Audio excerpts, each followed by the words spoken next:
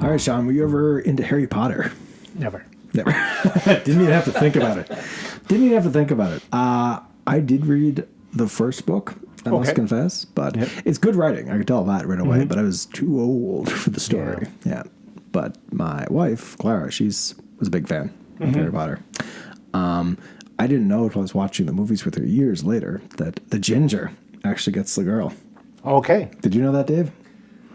Yeah. Didn't see that coming. Did I ever? Did not see that coming. I'm glad, finally a win for the Gingers, because I thought for sure this British story, Harry Potter comes from the line of witches and all this. I'm like, okay, this is the guy that's picked. This is there's some royal story buried in here somewhere, but no. The Ginger swoops in and gets the girl.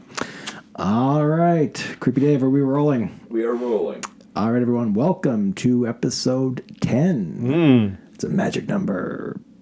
Probably not. But anyway, Tell Me a Story is the name of the podcast. I am, of course, Tom Daly, Sketchy Old Tom, here with my good friend, the Doctor of History, Sean McCarthy. Sean, how are you?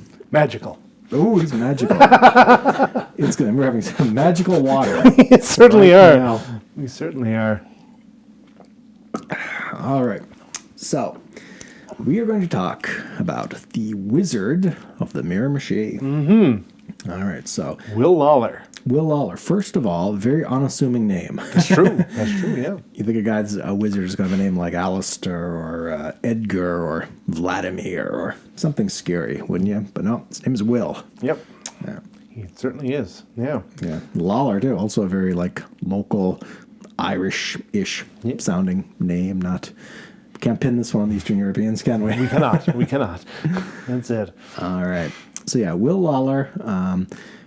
Should we jump into where we first heard about this, the book? Or where did you first hear about it anyway? I think I first heard of it kind of in that Miramichi Literacy Society little yellow book. Yes, yeah. Which we thought, or I thought at least, was written for children, but was actually written for adults who couldn't read very well. Yeah, just to, rather than kind of learning from books that are basically gauged toward children, the society kind of put together some books that are on topics that adults might find it more interesting. Right, right.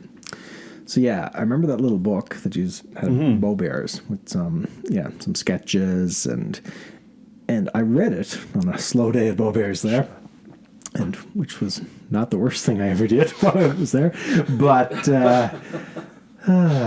anyway, I read that book. Is that a sigh of longing, Tom? My God! No, it's not. It's I read that book during the downtime, and it was. It's interesting because you think oh, he's a wizard. It's more this Harry Potter style. He's some benevolent guy, or even I think historically we thought, or at least I thought.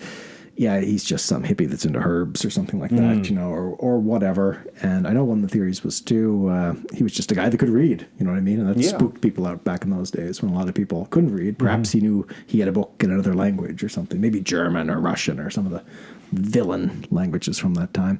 And anyway, but the more research we did on this guy, he's in some pretty dark stuff after all, isn't he? Well, it's possible for sure. Yeah, he seemed to have this book from which he could draw unnatural power.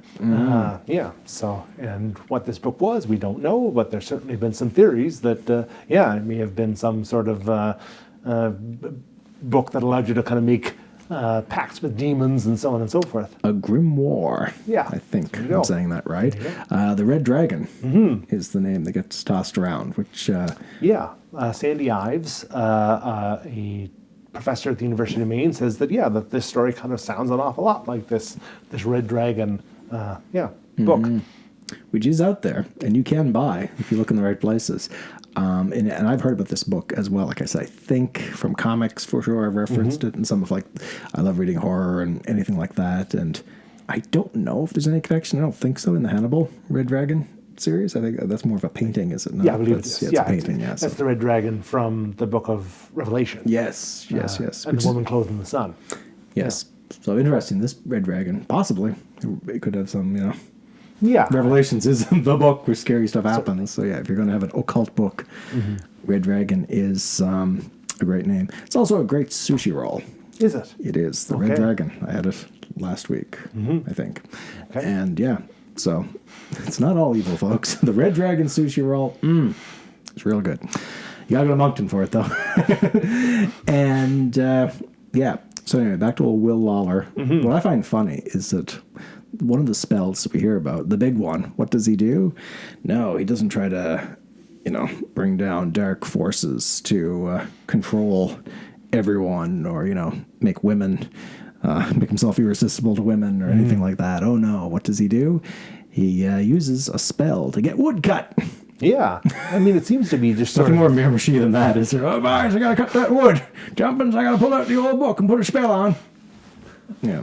Clearly, yeah. Yeah. That's it. Yeah, it seems to be all of... Which kind of makes me think that, either A, he's not using this sort of demonic book, or B, he's clearly misusing this demonic book, because, as you say, whatever he's doing, it seems to be much more utilitarian. He and his brother are trying to get the hay in, before it rains. He's using it for manual labor. Really, he is. Yeah. Yeah. That seems to be more than, what he's doing. Yeah. It's situations that he kind of finds himself in where he needs that extra effort in some way, and he's reading in the book. And now the only thing, I guess, not to kind of bounce all over the story, at the end of his story, we do see kind of him using it to kind of get a bunch of money. Okay, finally. So there is that sort of, kind of ends with, so maybe this is sort of a story of evolution. Where, you know what I mean? Interesting. He starts out, he just to make things a little easier, to cut some corners. Yeah. That's really cool. Yeah. And that would feed more into this, giving your soul to the devil or whatever. It starts just, something small. And eventually, Yeah. Interesting stuff. Actually, this idea for like a really dark comedy or whatever, like some demon, is looking to unleash hell and he's getting it to cut wood or something for him, just, you gotta cut that hay. That's it, Pull them weeds in the garden, Azazel. You never know. What about that woman over there? Oh, she's not interested in an old lad like me. Pull them turnips, huh? Get back to work. Exactly. That's how we picture Will Lawlor. It's the name, Will Lawlor. Yeah. It just doesn't, you can't take it serious. What is the time period for this? Early 1900s? What do you think? Yeah, so Carol Spray, in her book, Will o' the Wisp. Great book. It is a great resource, absolutely. Folk Tales and Legends in New Brunswick. Kind of places this, but at the turn of the 19th and the 20th century. She does this because, as is mentioned, Will goes to the woods, he works in the woods, and he gets word that there's going to be some sickness in the camp. And he gets this word from a bird. So again, using kind of his power to be able to communicate with nature, and this bird tells him, beware, the night, I think, of the 19th. And of course he tries to tell the boss, and of course the boss basically, dismisses it. I heard it from a bird. What the hell are you talking about? But the 19th comes and everybody says, hey, nothing's wrong except for this one young lad. He's not feeling well. But that's where it starts. Basically, by the next morning, the young lad's dead. Then the guy that was looking after him is sick, and it spreads to the whole camp. It's COVID. Well, I don't know. Which makes me think, because the end of it, they burn the camp down because just in order to just kill all the sickness. But I've heard stories that in 1919, during Spanish flu. Yeah, that's what they did. Okay. There were cases where whole families would die, and they just burn the house down with them in it in the hopes that they could eradicate the disease. I just pulled the microphone right off of my chest. It was the wizard. Magic forces. Yeah, I guess so.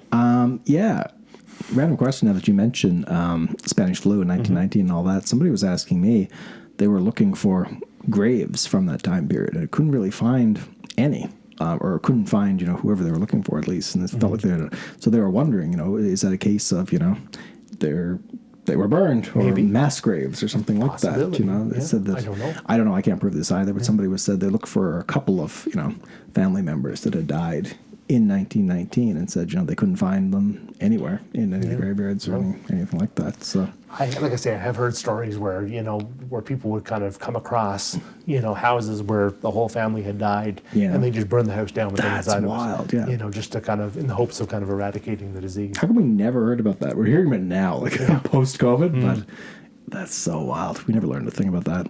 So back to point. Carol Spray figures that there was a Ritchie camp that was burned in this way at about the turn of the 20th century. Now, it's after this, the story goes that Will goes to the bank, and, asks the banker for his pay, gets his pay, asks him to recount it again, reads from his book, and then basically collects everybody's pay, and down the road he goes. Interesting. Yeah. There we go. Yeah. That's a bank robbery using magic. I guess so, yeah. Just Spooky. basically paid for, as the last survivor of the camp, he's able to collect Sneaky. everybody's money. Wow. Yeah. Really interesting. If you can get it ahead of the bank like that, Yeah, maybe. that's saying That's something. Yeah. Okay, so yeah, Will Lawlor, and again, we don't have a whole lot to go. We have a name. Were you able to find anything in like censuses or any? I mean, there's such a common certainly, name, yeah, it is. Right. So, I mean, there are Will Lawlors out there, but Yeah. is that Will Lawlor the Will Lawlor? Who knows? But it seems like this guy was very much a loner, right? Because Of course. from the displays of his power, people just kind of shunned him and said, that's it. And of course, again, very protective of this book that he had. One version, again, says that kind of written on the outside of it was, "Read me well, study me not, or hell and temptation will be your lot." Okay. So again, this idea of you can read from it, but you can't, but if you memorize it, you've kind of given yourself over to it in some way. Interesting. Yeah. That's interesting indeed. Yeah. Kind of keeps him as always kind of a student, maybe. Yeah. Like he's Yeah, always yeah. somebody that's, Yeah. rather than a master. So yeah, very strange book. And if you're thinking this is, just sounds so bizarre that this book doesn't exist, I have a book here which Creepy Dave, the man behind the camera, hooked me up with. It's called Witchcraft. That's exactly what it's about. Witchcraft, Tales, Beliefs, and Superstitions from the Maritimes by Clary Croft. And it's a good one. It's got stories from all over the Maritimes. A lot of them are in the Nova Scotia area, particularly Lunenburg. It seems like they had all sorts of witchy things happening there.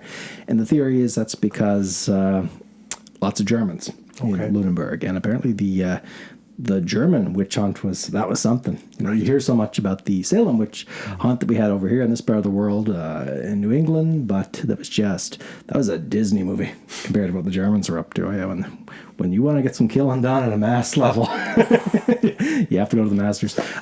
Jesus. Even worse than I'm just saying. Yeah, you had to. You had to, didn't you? I did. I'm just saying. Good God. And it was wild. And the European witch hunt too. In Britain was crazy. The Spanish Inquisition, of course. Even Sweden, little innocent Sweden. We were watching Claire and I a documentary the other night about some of the royalty had to step in the end and say, okay, you're just being stupid.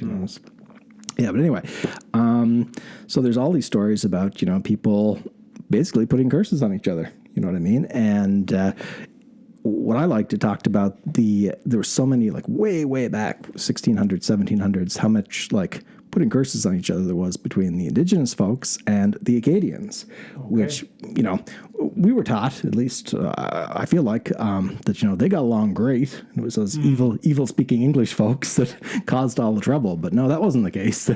I figured that was bullshit all along anyway, because people are people, no matter what language they speak or religion or anything like that. And they're just looking for a reason to not get along and stab each other in the back. And that's sort of what was happening here. They were fighting over the same things you'll fight about today, land, fishing, hunting, you know what I mean? Or just people that sound different or look different or whatever.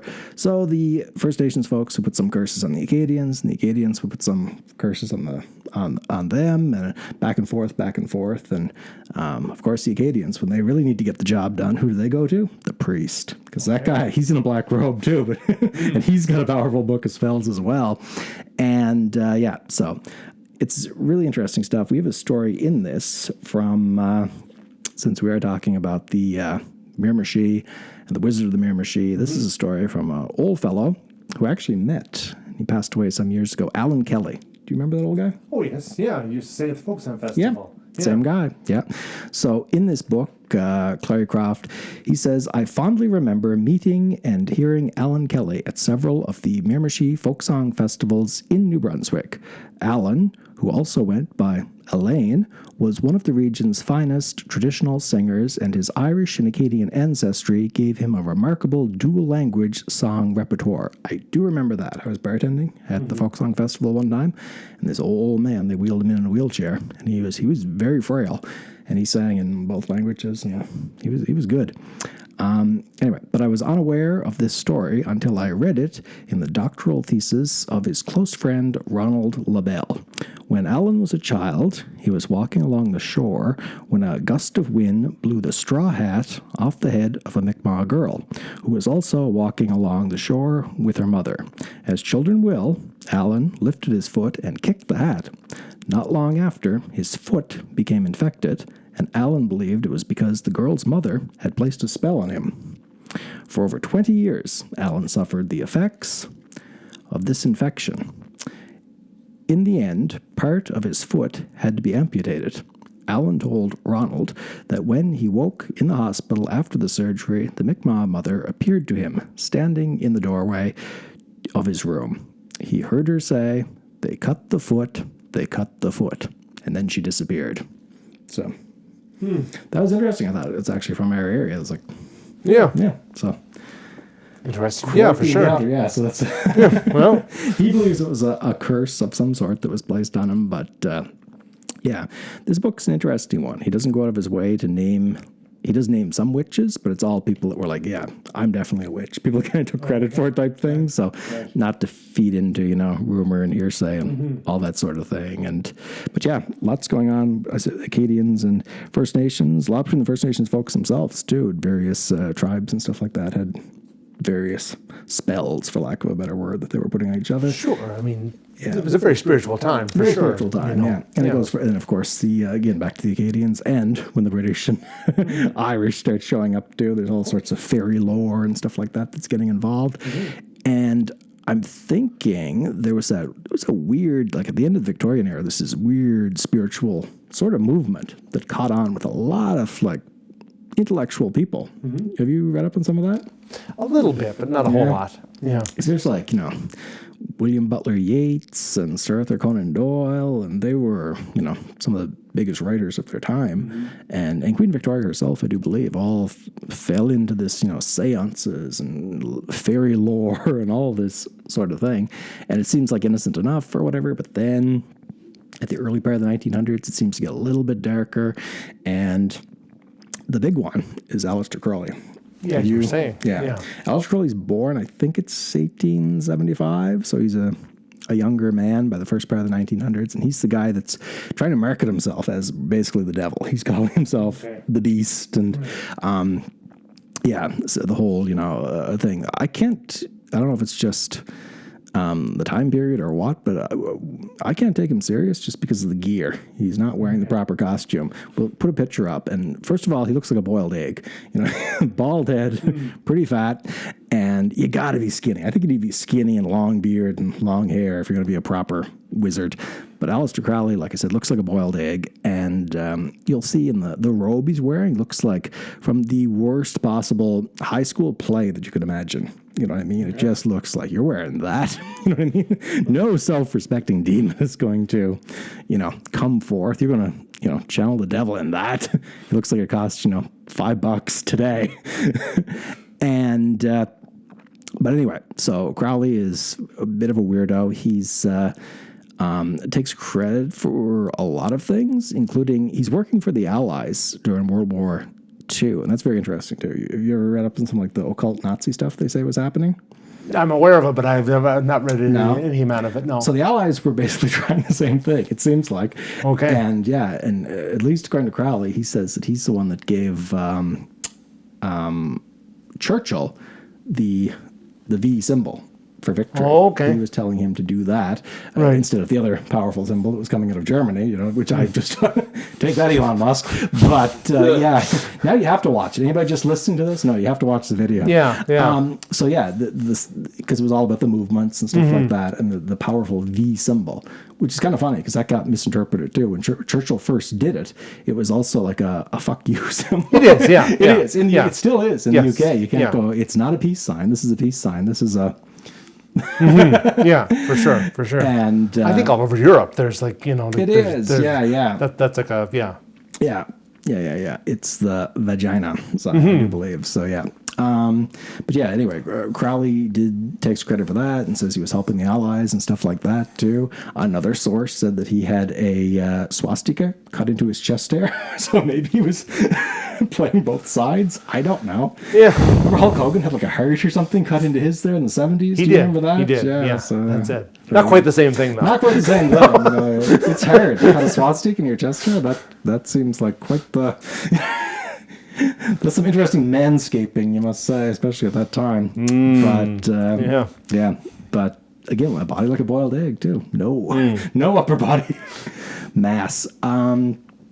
Yeah, so very weird guy. So anyway, he's the one that comes to mind when we're talking about the Wizard of the Miramichi. Right. You're like, just what can you believe? What can you? But it seems like Lawlor was a little bit more of a, a secretive figure in that way. Yeah, like, he what I mean? He's practicing looking this for much attention. Then kind of using it to advance himself, but not necessarily to kind of promote himself. Yeah, because Crowley was all about Crowley. Sorry, I'm saying it the Ozzy Osbourne way. That's just one of the many things he screwed up and pronounced it wrong. Mr. Crowley. Yeah, he was looking for attention all the time, and I was telling you this the other day, possibly the one who raised the Loch Ness Monster. But said that, yeah. In Loch Ness, he had this big old house that he, bought or squatted in or whatever. I don't know the details of it, but yeah, he was there, and depending what you read, he was just doing a bunch of drugs and being crazy, or he was, doing some really dark stuff. So we're talking, sacrifices of animals, possibly human, or, trying to really open up some dark forces. Right. And whatever he did in that house in Loch Ness, they say if you open, a portal to hell, you got to make sure you close it, and that's what he didn't do. So they say that the Loch Ness Monster, if you can believe that or not, a lot of the sightings are from after that time period, I guess. They say things got really, really wild and crazy, and that might be it's still swimming around there. Oh, okay, there you go. And that house was used by Led Zeppelin. They recorded music there. Okay. Whatever. And one of the guys, I think it was Jimmy Page, bought the house. Never lived in it, but they used to record music and made like one of his friends the caretaker.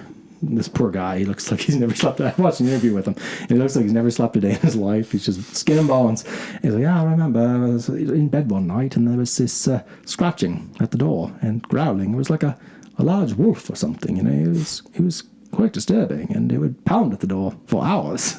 He's just describing this. Yeah. That happened many times. So yeah, pretty spooky haunted spot.